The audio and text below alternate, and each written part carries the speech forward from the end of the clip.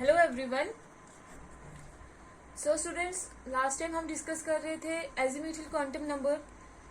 हमने ये देखा था कि इलेक्ट्रॉन के बिहेवियर को एक्सप्लेन करने के लिए, उसको डिस्क्राइब करने के लिए तीन टाइप के नंबर थे जो उसके बिहेवियर को डिस्क्राइब कर सकते थे। फर्स्ट, हम उन नंबर्स को क्या बोला जाता है? Quantum numbers. फर्स्ट हमने डिस्कस किया था प्रिंसिपल क्वांटम नंबर, जिसको एन से रिप्रेजेंट करते हैं। सेकंड हमने पढ़ा था एजीम्यूथल क्वांटम नंबर, जिसको एल से रिप्रेजेंट करते हैं। और आज हम थर्ड क्वांटम नंबर पढ़ेंगे, जो कि है मैग्नेटिक क्वांटम नंबर, जिसको हम एम से रिप्रेजेंट करते हैं और साथ में नीचे सबस्क्रिप्ट में हम एल भी लगा देते हैं कभी कभार। सो मैग्नेटिक क्वांटम नंबर क्या होता है? ये भी इलेक्ट्रॉन के बिहेवियर को एक्सप्लेन करेगा, उसको डिस्क्राइब करेगा। तो ये इलेक्ट्रॉन के बिहेवियर को एक्सप्लेन करता है, एक्सप्लेन या describe the behaviour of electron in a magnetic field. ये क्या करता है? एक्सप्लेन करता है इलेक्ट्रॉन का बिहेवियर, लेकिन कहाँ पे? मैग्नेटिक फील्ड में। जब ये इलेक्ट्रिक चार्ज का मतलब है जो इलेक्ट्रॉन है, इलेक्ट्रॉन के ऊपर नेगेटिव चार्ज है, तो मतलब ये क्या है? Electric charge. जब ये इलेक्ट्रिक चार्ज जो है मूव करेगा, तो जो मूवमेंट ऑफ इलेक्ट्रिक चार्ज होती है उसके साथ हमेशा क्या एसोसिएटेड होती है? Magnetic field. और जो इलेक्ट्रॉन है वो क्या कर रहा है? रिवॉल्व कर रहा है, और उसको कुछ एंगुलर मोमेंटम भी है। एंगुलर मोमेंटम का मतलब क्या था? जब एक जो कोई भी पार्टिकल जब सर्कुलर मोशन में क्या करेगा? रिवॉल्व करेगा, तो उसका कुछ एंगुलर मोमेंटम भी होगा। और उस एंगुलर मोमेंटम की वजह से क्या होता है? हमेशा स्मॉल मैग्नेटिक फील्ड जो होता है वो क्या करता है? अराइज करता है। अब ये जो इसकी अपने मूवमेंट की वजह से जो स्मॉल मैग्नेटिक फील्ड आएगा, वो क्या करेगा? इंटरेक्ट करेगा जो एक्सटर्नल मैग्नेटिक फील्ड होगा। एक्सटर्नल मैग्नेटिक फील्ड मतलब किसका? अर्थ का। जो इसकी मूवमेंट की वजह से जो इसने स्मॉल मैग्नेटिक फील्ड खुद अराइज किया है, वो इंटरेक्ट करेगा किसके साथ? एक्सटर्नल मैग्नेटिक फील्ड की, अर्थ के मैग्नेटिक फील्ड के साथ। और एक्सटर्नल मैग्नेटिक फील्ड के इन्फ्लुएंस में, under the influence of this external magnetic field, जो इलेक्ट्रॉन्स होंगे वो सब शेल में, एक सब शेल में क्या करेंगे? अपने आप को ओरिएंट करेंगे।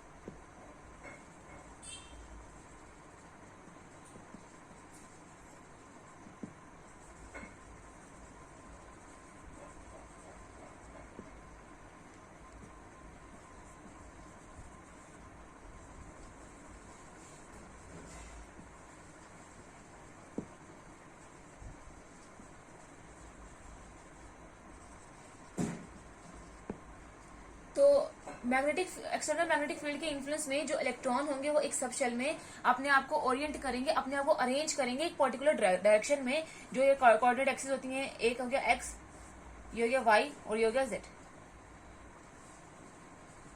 तीन कोऑर्डिनेट एक्सिस होती हैं। तो इलेक्ट्रॉन क्या करता है? इस एक्सटर्नल मैग्नेटिक फील्ड की प्रेजेंस में अपने आप को स्पेस में ओरिएंट कर देता है, अरेंज कर देता है पर्टिकुलर डायरेक्शन में, एक्स एक्सिस में, वाई एक्सिस में और जेड एक्सिस में। और जहां पे इलेक्ट्रॉन के पाए जाने की पॉसिबिलिटी मैक्सिमम होती है, और ये जो प्रेफर्ड रीजन्स होते हैं स्पेस में अराउंड द न्यूक्लियस, उनको हम क्या बोलते हैं? ऑर्बिटल्स बोलते हैं।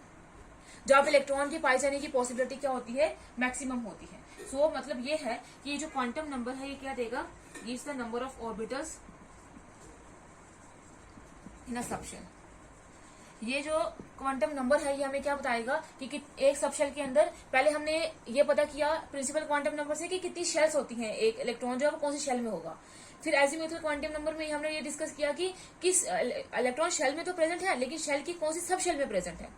अब हम ये जो क्वांटम नंबर ये हमें बताएगा कि कौन से और जो इलेक्ट्रॉन के कौन से सब शेल के कौन से ऑर्बिटल में प्रेजेंट है, जहां पे इलेक्ट्रॉन के पाए जाने की पॉसिबिलिटी मैक्सिमम है। तो ये हमें इलेक्ट्रॉन के सब ऑर्बिटल के बारे में बताएगा। इसको हमने रिप्रेजेंट किया एमएल से। और ये जो वैल्यूज हैं, अब इसके देखेंगे कि जो वैल्यूज हैं, अब हमने ये देखा कि जो इलेक्ट्रॉन है, ये जो क्वांटम नंबर है ये हमें क्या बताएगा? ऑर्बिटल्स के बारे में बताएगा। तो हमें ऑर्बिटल्स की तीन चीजें पता करनी है।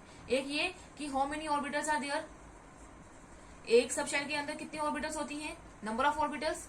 उसके बाद हर एक सब शेल जो है उसकी वैल्यू क्या होगी, ऑर्बिटल की वैल्यू क्या होगी, वैल्यू ऑफ ऑर्बिटल। और उसके बाद वैल्यू के बाद पता करने के लिए उसकी क्या होगी, हम उसको डेजिग्नेट कैसे करेंगे, डेजिग्नेशन। तो ये तीन चीजें हमें पता करनी है। अगर एक सब शेल में कितने ऑर्बिटल्स हैं वो हमें पता करने हैं, उन ऑर्बिटल्स की वैल्यू क्या होगी हमने वो पता करनी है, और उनको हम डेजिग्नेट कैसे करेंगे हमने वो पता करना है। सो कितने ऑर्बिटल्स हैं वो डिपेंड करेगा, फॉर्मूला है 2l+1। इस फॉर्मूले के बेसिस पे हम ये बता सकते हैं कि एक सब शेल के अंदर कितने ऑर्बिटल्स हैं। एल यहाँ पे क्या है, एजीम्यूथल क्वांटम नंबर, और वैल्यू ऑफ ऑर्बिटल्स जो है वो किसके ऊपर डिपेंड करती है, वैल्यू है जो इसकी वो पॉजिटिव वैल्यूज होती है, और कहां से कहां तक होती है, -l to 0 to +l। यहाँ पे ये जो वैल्यूज होंगी ये ऑर्बिटल्स की वैल्यूज होंगी, और इसकी डेजिग्नेशन जो है वो हम देखेंगे कि जितनी ऑर्बिटल्स होंगी उतनी हम कैसे डेजिग्नेट करेंगे। जो इसकी वैल्यू है, m की वैल्यू है, मैग्नेटिक क्वांटम नंबर की वैल्यू है, वो किसके ऊपर डिपेंड करेगी, l के ऊपर डिपेंड करेगी, एजीम्यूथल क्वांटम नंबर के ऊपर डिपेंड करेगी। अब हम देखते हैं कि क्या क्या वैल्यूज होंगी। सपोज l की वैल्यू जब 0 होगी, l की वैल्यू जब 0 होगी तो ml की वैल्यू जो है वो क्या हो जाएगी, -0 to +0, तो क्या आ जाएगी, सीधा 0 वैल्यू आ जाएगी। तो कितने नंबर ऑफ ऑर्बिटल्स होंगे, 2l+1 = 2 × 0+1, कितना आ जाएगा, 0+1 1। तो मतलब एक सबशेल के अंदर एक ही ऑर्बिटल होगी, ओनली वन ऑर्बिटल। जो फर्स्ट सबशेल है जहाँ पे एल की वैल्यू 0 आएगी, जो उस सबशेल को जिसको हम एस सबशेल बोलते हैं, उसके अंदर एक ही ऑर्बिटल आएगी, जिस ऑर्बिटल को हम बोला जाता है एस ऑर्बिटल। अब इसका नाम भी एस सबशेल है तो उसके अंदर एस ऑर्बिटल ही होगी, क्योंकि एक ही ऑर्बिटल है तो उसको हम अलग नाम से रिप्रेजेंट नहीं करते, उसको हम सबशेल के नाम से बोलते हैं। तो एस सबशेल के अंदर एक ही ऑर्बिटल है, वो क्या है, एस ऑर्बिटल, और उसकी वैल्यू क्या है, ml = 0। वैसे ही जब क्या होगा, l = 1 होगा तो ml की वैल्यू क्या हो जाएगी, -1, फिर 0, फिर क्या आ जाएगी, +1 आ जाएगी। तो नंबर ऑफ ऑर्बिटल्स देखते हैं कितनी आएंगी, 2, l की जगह क्या आ जाएगा, 1 + 1, 2 × 1 2 + 1 कितनी आ जाएंगी, 3 ऑर्बिटल्स, 3 ऑर्बिटल्स आ जाएंगी। और l जो इक्वल टू जब 1 होता है तो उस सबशेल को हम किससे रिप्रेजेंट करते हैं, p से। तो p सबशेल के अंदर 3 ऑर्बिटल्स होंगी, एक की वैल्यू -1 होगी, एक की वैल्यू 0, एक की वैल्यू +1। माइनस वाले को हम रिप्रेजेंट करते हैं px से, या p-1 से, और px से, और p0 से, और py से, और +1 वाले को रिप्रेजेंट करते हैं +1 और pz से। तो px, py, pz ये 3 ऑर्बिटल्स है कहाँ पे, p सबशेल में। वैसे ही जब l = 2 होगा तो ml की वैल्यू क्या हो जाएगी, -2, -1, 0, +1, +2। आप देखते हैं कि कितने नंबर ऑफ ऑर्बिटल्स होंगे, 2, 1 की जगह आ जाएगा 2 + 1, 2 × 4 + 1 कितने हो जाएंगे, 5 ऑर्बिटल्स। तो जब l की वैल्यू 2 होती है तो हम उसको किस सबशेल से रिप्रेजेंट करते हैं, d से। तो मतलब d सबशेल के अंदर कितने ऑर्बिटल्स है, 5। कितनी वैल्यू, -2, -1, 0, +1 और +2। अब इनको हम डेजिग्नेट कैसे करते हैं, रिप्रेजेंट कैसे करते हैं, क्योंकि इसमें अब डिफरेंट है। जब एस सबशेल में उसमें खाली एक ही ऑर्बिटल थी तो उसको हम एस ऑर्बिटल से रिप्रेजेंट कर रहे थे, लेकिन पी सबशेल में 3 ऑर्बिटल से तो उसको हम डिफरेंट नेम से px, py, pz। और ये x, y, z क्या है, इलेक्ट्रॉन जो है एक्स एक्सिस के अराउंड क्या कर रहा होगा, मूव कर रहा होगा, और py का मतलब है इलेक्ट्रॉन जो है y एक्सिस के अराउंड जो है मूव कर रहा होगा, और z का मतलब क्या है कि z एक्सिस के जो है वो मूव कर रहा होगा। अब ये जो डी सबशेल है इसमें 5 ऑर्बिटल्स हैं, इसको भी हम अलग अलग नाम देते हैं। इसको हम डेजिग्नेट करते हैं dxy, dyz, dzx, dx² - y² और dz²। ये 5 ऑर्बिटल हैं किसकी, डी सबशेल की। डी सबशेल की ये 5 ऑर्बिटल से dxy, dyz। अब ये xy का मतलब ये है, कभी कभार इलेक्ट्रॉन जो है पर्टिकुलर एक्सिस में नहीं पाया जाता, 2 एक्सिस के बीच में पाया जाता है। तो जब x और y के बीच में होगा तो वो dxy होगा, जब y और z के बीच में होगा तो वो dyz होगा, जब z और x के बीच में होगा तो वो dzx होगा।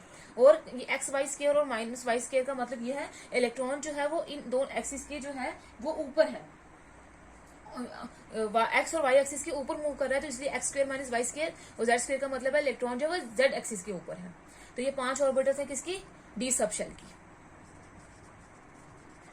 सो डी सबशेल में कितने ऑर्बिटल्स होंगी, 5 ऑर्बिटल्स होंगी, और हर एक ऑर्बिटल के अंदर एक ऑर्बिटल, जैसे ये डी सबशेल है इसके अंदर 5 ऑर्बिटल्स होंगी, 1 2 3 4 5, और हर एक ऑर्बिटल के अंदर 2 इलेक्ट्रॉन जाते हैं।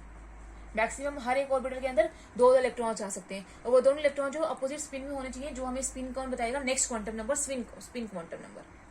उसके बाद जब l की वैल्यू क्या होगी, 3 होगी, तो ml की वैल्यू क्या हो जाएगी, -3, -1, 0, -2, -2 -1 0 +1 +2 +3। और कितने नंबर ऑफ ऑर्बिटल्स होंगे? 2, एल की जगह क्या आ जाएगा 3 + 1, 3 × 2 कितने दे देंगे 6, 6 और प्लस कितने देंगे 7। तो जब l = 3 होता है तो उस सबशेल को हम किससे रिप्रेजेंट करते हैं? f सबशेल से। तो f सबशेल के अंदर कितने ऑर्बिटल्स होंगे? 7 ऑर्बिटल्स होंगे। -3 -2 -1 0 +1 और +2। और इनके कुछ नेम नहीं होते अब सबशेल के। तो ऐसे जो है हम सबशेल के अंदर कितने ऑर्बिटल्स होते हैं वो हम पता कर सकते हैं। तो अब हम एक टेबल ड्रॉ कर लेते हैं, देखेंगे कि जब n की वैल्यू क्या होगी, l की वैल्यू क्या होगी और ml की वैल्यू क्या होगी और कैसे सबशेल को हम रिप्रेजेंट करेंगे।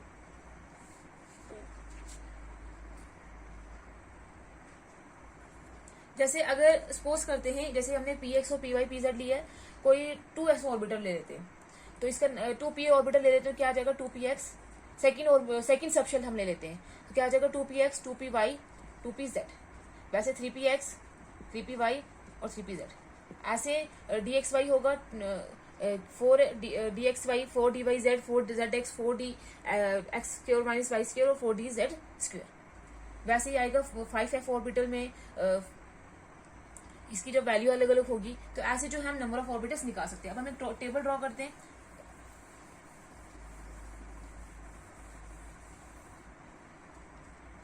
सबसे पहले हम यहाँ पे लेते हैं वैल्यू ऑफ n, यहाँ पे लेते हैं वैल्यू ऑफ l, यहाँ पे वैल्यू ऑफ ml, यहाँ पे सबशेल कौन सी है, नंबर ऑफ सबशेल्स कितनी होंगी और नंबर ऑफ ऑर्बिटल्स कितने होंगे।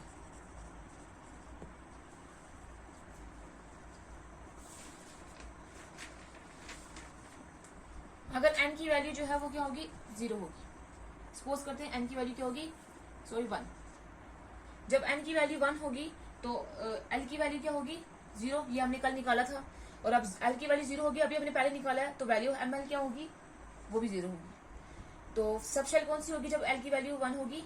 s subshell. और 1 रिप्रेजेंट कर रहा है किसको? शेल को, 1s। उसके बाद नंबर ऑफ शेल्स कितनी होंगी, नंबर ऑफ सबशेल्स कितनी होंगी? इसमें एक ही सबशेल होती है s में, तो नंबर ऑफ ऑर्बिटल्स भी कितने होंगे? 1 होंगे। वैसे ही अगर n की वैल्यू कितनी होगी 2, तो l की वैल्यू क्या होगी 0 भी होगी और 1 भी होगी। इसमें s शेल भी होगी और p शेल भी होगी। तो जब l की वैल्यू 0 होगी तो m की वैल्यू भी 0 होगी। जब l की वैल्यू 1 होगी तो ml की वैल्यू क्या होगी -1 0 +1 3 होगी।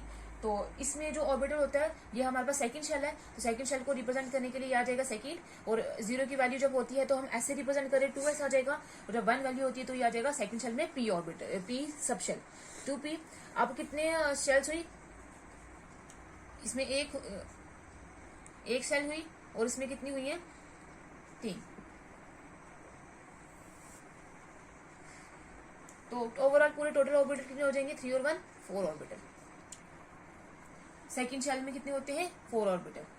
नेक्स्ट आ जाएगा 3, तो इसकी वैल्यू क्या होगी 0 भी होगी 1 भी होगी और 2 भी होगी। और इसकी वैल्यू क्या होगी 0 1 जब होगा तो -1 0 +1, जब 2 होगा तो -2 -1 0 +1 और +2। तो इसमें क्या होगी 2s के बाद ये 3s आ जाएगा 3s 3p और कितने आ जाएंगे 3d। टोटल ऑर्बिटल्स कितने होंगे, नंबर ऑफ सबशेल्स कितने होंगी 1, इसमें 3 और इसमें कितने होंगी 5। तो पूरे ऑर्बिटल्स कितने हो जाएंगे 9। तो मतलब जब थर्ड सबशेल में जो हमारे पास थर्ड शेल होती है उसके अंदर 9 ऑर्बिटल्स होते हैं, सेकंड शेल में 4 ऑर्बिटल्स होते हैं और फर्स्ट शेल में कितने होते हैं 1 ऑर्बिटल होता है। तो ऐसे हम क्या कर सकते हैं नंबर ऑफ ऑर्बिटल्स निकाल सकते हैं और उन ऑर्बिटल्स में इलेक्ट्रॉन के पाए जाने की पॉसिबिलिटी क्या होती है मैक्सिमम होती है। तो पहले हम शेल्स की बात कर रहे थे, शेल से आए सबशेल में। अब इलेक्ट्रॉन जो है वो हमें पता चल गया कि ऑर्बिटल तक आगे यहाँ पे इलेक्ट्रॉन के पाए जाने की पॉसिबिलिटी क्या है मैक्सिमम है। तो हमने इलेक्ट्रॉन जो है उसकी पोजीशन जो है अप्रोक्सीमेट पोजीशन जो है पता कर ली है। कल हम नेक्स्ट पढ़ेंगे स्पिन क्वांटम नंबर।